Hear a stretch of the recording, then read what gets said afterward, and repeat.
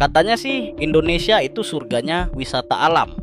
Tapi kadang surga ini datang satu paket sama nerakanya juga. Apalagi kalau lo pendatang, turis luar negeri yang pikirnya mau healing di alam tropis tapi malah nyasar ke sistem wisata yang bingung sendiri, mau nyelamatin atau nyari cuan duluan. Turis Brasil, Juliana Marins, niatnya cuma satu, naik Gunung Rinjani, salah satu destinasi kebanggaan Nusa Tenggara Barat.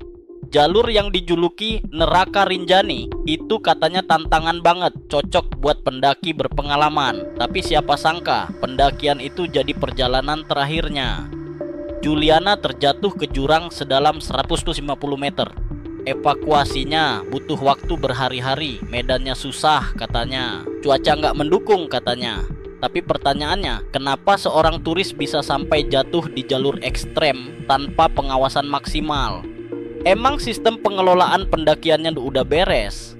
Atau kita cuma jago promosi tanpa siap kalau hal buruk kejadian? Dan lucunya, media luar negeri malah lebih dulu angkat kasus ini secara mendalam. BBC nulis artikel panjang, sementara kita baru rame pas jenazahnya dievakuasi. Baru muncul empati massal pas udah ada korban. Jadi sebenarnya yang ekstrem itu apanya? Jalurnya, medannya, atau sistem wisatanya yang penuh jurang juga? Juliana Marins, turis asal Brasil berusia 41 tahun, mendaki Rinjani bersama seorang temannya. Mereka naik lewat jalur Torean, jalur pendakian yang katanya paling menantang sekaligus paling indah, tapi juga paling rawan. Pendaki lokal aja harus ekstra hati-hati, apalagi turis asing. Juliana jatuh ke jurang sedalam 150 meter. Kejadiannya terjadi saat dia terpleset, simple, klasik. Tapi justru karena terlalu sering kejadian kayak gini, kita harus nanya, sistem keamanan pendakian kita tuh ada apa enggak sih? Jalur Torean memang bukan jalur resmi yang diutamakan, tapi dia jadi populer karena pemandangannya yang indah dan durasinya lebih pendek. Masalahnya, jalur ini disebut-sebut berbahaya dengan banyak jurang curam dan medan licin. Loh, kalau udah tahu bahaya, kenapa masih dibuka? Jawaban klasik, kami tidak bisa melarang sepenuhnya karena jalur itu sudah terlanjur populer. Dan ini terjemahannya, yang penting rame, urusan keamanan belakangan. Satu sisi kita bangga sama keindahan alam, tapi sisi lain kita males banget ngebenerin sistem pengamanannya. Ngatur kuota pendaki bisa, tapi ngatur standar keselamatan ribet katanya. Proses evakuasi jenazah Juliana memakan waktu beberapa hari. Tim SAR harus berjalan kaki, bermalam di gunung, dan menghadapi cuaca ekstrem. Bahkan mereka sempat bermalam dengan jenazah di tenda darurat karena cuaca buruk yang menghambat evakuasi. Penuh risiko, penuh perjuangan, salut untuk tim SAR. Tapi kita nggak bisa terus-terusan mengandalkan heroisme mereka sebagai tameng dari sistem yang bolong. Karena kalau sistemnya aman, harusnya evakuasi kayak gini bisa dicegah sejak awal. Dan coba pikir, jenazah turis asing dibawa turun sambil digendong berjam-jam di negara yang promosi pariwisatanya udah masuk billboard Times Square. Gimana nggak malu? Pertanyaannya, di mana peran pemerintah daerah, pengelola taman nasional, dan dinas pariwisata? Semua seperti saling lepas tangan. Kami sudah sesuai SOP, kata pihak Balai Taman Nasional.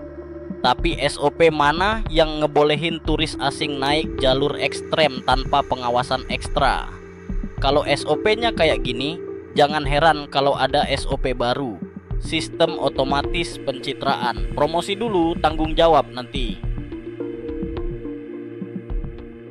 Kasus kayak gini bukan cuma nyakitin korban dan keluarganya.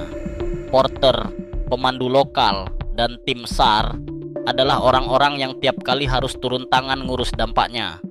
Mereka yang naik gunung, bawa logistik, bermalam di medan berat, tapi malah dapat perhatian terakhir. Mereka kerja keras demi keselamatan wisatawan, padahal gaji dan jaminan kerja mereka nggak sebanding sama resikonya.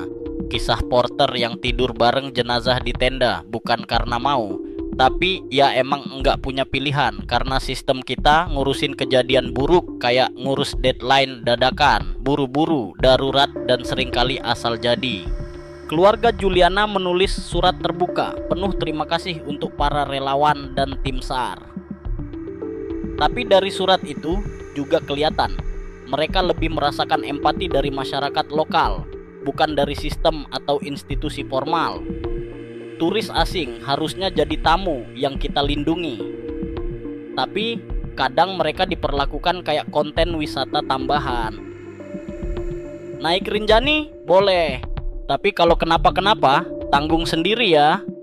Bukan cuma Juliana, kasus turis asing celaka di gunung, laut, sungai itu bukan hal baru, tapi selalu direspons kayak kejadian langka, padahal jelas sistemnya bolong.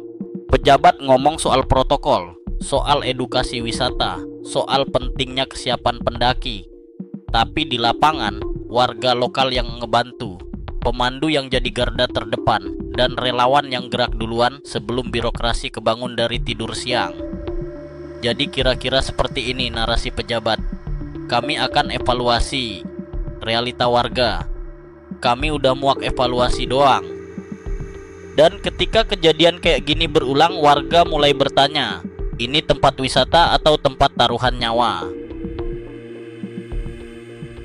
Juliana datang ke Indonesia bukan buat mati, tapi sistem kita membuatnya berisiko tanpa peringatan yang layak. Kita jual petualangan tapi sering lupa kasih perlindungan. Gunung itu alam bebas, iya. Tapi manusia yang buka jalur, manusia juga yang harus tanggung jawab. Jangan semua diserahkan ke takdir atau kecelakaan doang.